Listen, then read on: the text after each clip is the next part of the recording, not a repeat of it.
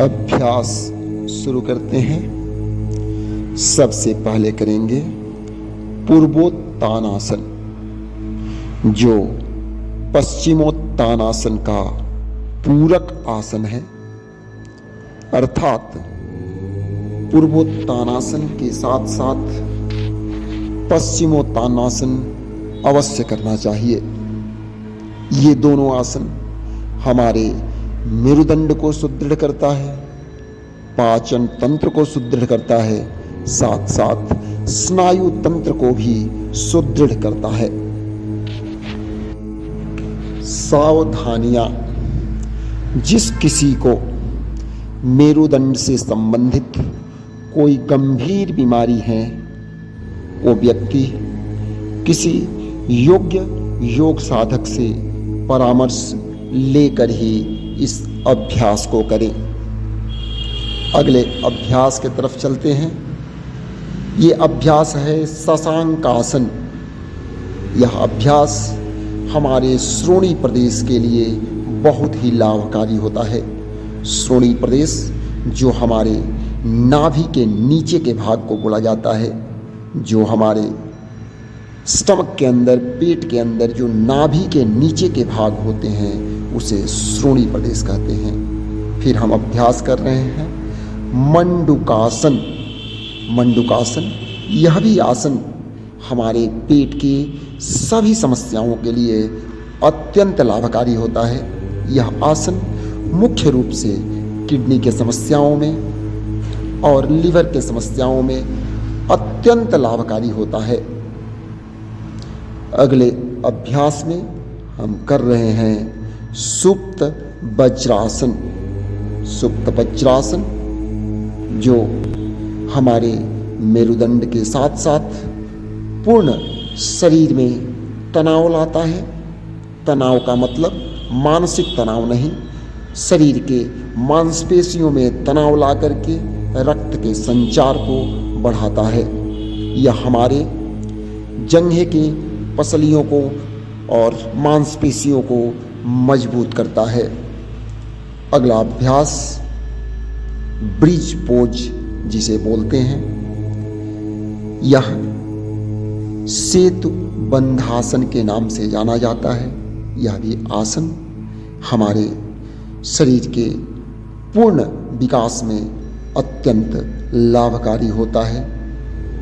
अगले अभ्यास की तरफ चलते हैं, जो है उत्थित पाद आसन। पैर को उठाकर रखना, जमीन से थोड़ा सा ऊपर पैर सीधा करके उठाते हैं। यह आसन हमारे नाभि तंत्र को सुदृढ़ करता है। जिसके नाभि बार बार टल जाते हैं, नाभि टलने की समस्याएं इससे दूर हो जाते हैं। अब हम करते हैं पूर्ण हलासन।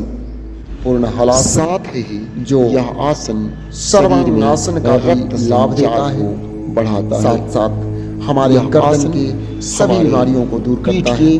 मांसपेशियां और हमारे शरीर के पूर्ण स्नायु तंत्र को सुदृढ़ करता है, क्योंकि अधिकांशतः स्नायु तंत्र हमारे गर्दन के सर्विकल वर्टिब्रा मीन सर्विकल मनके के पास से जाते हैं। तो यदि सर्विकल मनके में, सर्विकल वर्टिब्रे में कोई भी प्रॉब्लम है तो इस आसन को न करें या योग्य योग साधक से परामर्श लेकर ही करें। साथ ही हम कर रहे हैं सर्वांगासन और विपरीत करणी मुद्रा, जो हमें जीवन में पूर्ण उत्थान के लिए अत्यंत लाभकारी बताया गया है। सर्वांगासन जो सभी अंगों का आसन माना जाता है, क्योंकि इस आसन के करने से हमारे शरीर के पूर्ण स्नायु तंत्र का विकास होता है।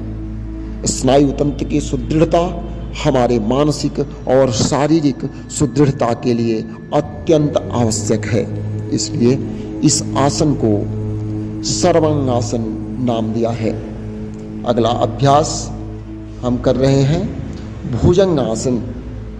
भुजंगासन जो हमारे मेरुदंड और पीठ के जितने भी समस्याएं हैं, बैक की समस्याएं हैं, उसमें अत्यंत लाभकारी होता है। फिर करते हैं त्रियक भुजंगासन।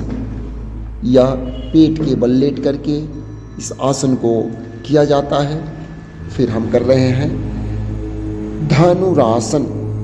धनुष के आकृति में ये सभी आसन हमारे मेरुदंड को सुदृढ़ करते हैं और पाचन तंत्र को भी सुदृढ़ करते हैं। अगले अभ्यास के तरफ हम करेंगे शलभासन। ये जो पेट के बल लेट करके जो हम आसन का अभ्यास कर रहे हैं वह मेरुदंड के साथ साथ हमारे जो बैक की समस्याएं हैं, जो पीठ में दर्द रहते हैं या हमारे लंबर के जितने भी मनके हैं, लंबर के वर्टेब्रे हैं, उनमें जो प्रॉब्लम होते हैं उनको ठीक कर देता है। अब हम कुछ देर आराम के मुद्रा में रह करके फिर अभ्यास को विराम देंगे। धन्यवाद। तो चलते हैं अब कुछ पेट के अभ्यास, अग्निसार, नौली क्रिया, उसके बाद आज का अभ्यास यहीं पर समापन करते हैं। नमस्कार।